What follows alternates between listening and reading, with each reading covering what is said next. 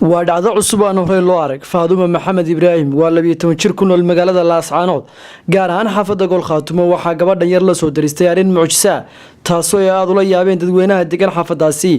waxaa gabadha yar ka soo daadanaya dhagaxaan indhaheeda sankeeda iyo afkeeda sida aan muuqaalka idinka tusi doonaba iyadoo dadweynaha u tiro badan ay yimaadeen xaafadda gabadhan yar TV-ga Somali News ayaa qoyskan ku booqday hoygooda si aan ugu kurgalno xaaladda gabadhan yar waxayna nooga warbixiyeen waalidiinta gabadhan yari arrintan mucjisada ah la soo diristay gabadhooda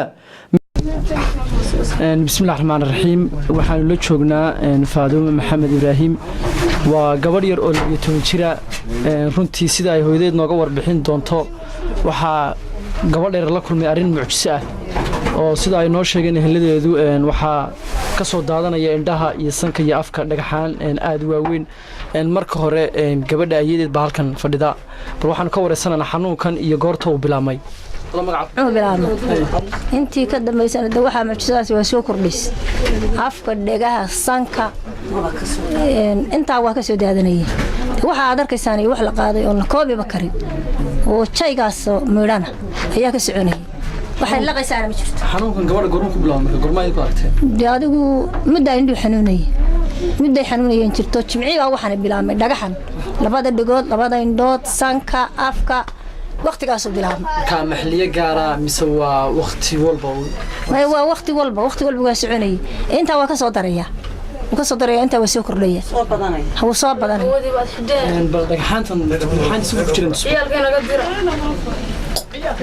dhagaxanti waa tan afka ka soo dhacay waxaas daan tirkoob lahayd ilaa saaka dadku waa qaaday hadda aadan wali baa loo diray qayb kan midis aadan wali loo qadiray gabadhu iyadu waa xanuuna dhammaan qaaday waxanuuna may dareemaysaa mise waa iska ma adigu kayle male wax kayle mala waa waxa iska dhacay dhooda iska soo guray sanka dhagaha afka waxa idinku maxaad u maleynaysaa gabadhiina inay la kulantay maxaad isleedihiin maqaadir ba iska hesh maqaadir la waxayna arki jiray maaha waxayna soo maray maaha wax laga sheekayn karo maaha gobolka Soomaaliyeed wax laga sheekayn karo waxaan maaha laguna arki jiray baan qof bay isugu yimiyo wax yiraahdo waan aragnay wax ka sheeka qaatay ma jirin wax marka uu iska mucjisada Ilaahay keen gabadha hooyadeed baa dhinaceeda fadhida magacaaga magacayga Caasha Maxamuud baa la dhahaa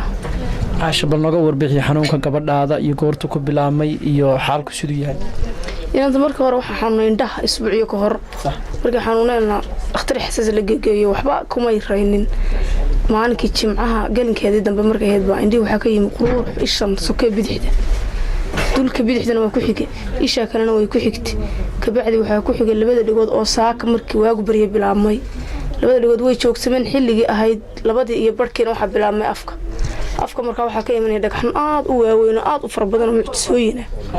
hadda waa fiican tahay dhagaxantii cabaarkan way ka joogaan waxna ma cunayso biyo haday ka bato ma laqayso way soo celinaysaa halka ma dhaafayaan dhuunta waxaan waa dareemaysaa ma jiro nabarka dhagaxaas markuu soo jiro bay dee qof jindhana satay oo qandoonaysa waxaas haduu soo dhaafana xanuun ma dareemayso wax dhaqaatiir aad u badhigteen ilaaminka dhaqaatiirka indhaha waan u geynay waxba naga may oranin mid ka mid ah culimada gabadhan soo booqatay ayaa nooga sheekeeyay waxa uu indhihiisa ku arkay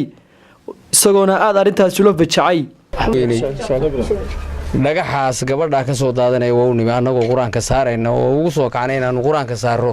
oo dadkiina rumaysan weynay dhagaxa inta allaaleegay soo dhacaya indhihiina ma ku aragtay ma garateen marka waxa weeye dhagixii halkaas uu ka yimi ma garataata bartaas uu ka soo bilaabmay dhagixii markuu halka ka soo bilaabmay wuu soo socday halkaas uu istaagay marka halka markuu marayay baanu farta saaray ma garataa aanu bar horta waxa kan wixii dabadna niba ila socdo waxani warbalba dhagaxa qabo dhagaxii markaan soo aragnay ishaasu ka soo dhacay bidix dhagaxi ma garatay waa anagoo yaabo ma tilmaansaday hadda ma garatay quraankii baanu saaray diintii baanu saaray hadii iidankii direeyahay waxa waa garan weynay ma garataa waa mucjiso Ilaahay xaqiisa ka keenay hadda ma garatay Mukhtar Cabdi Jaamac Somali News TV Laascaanood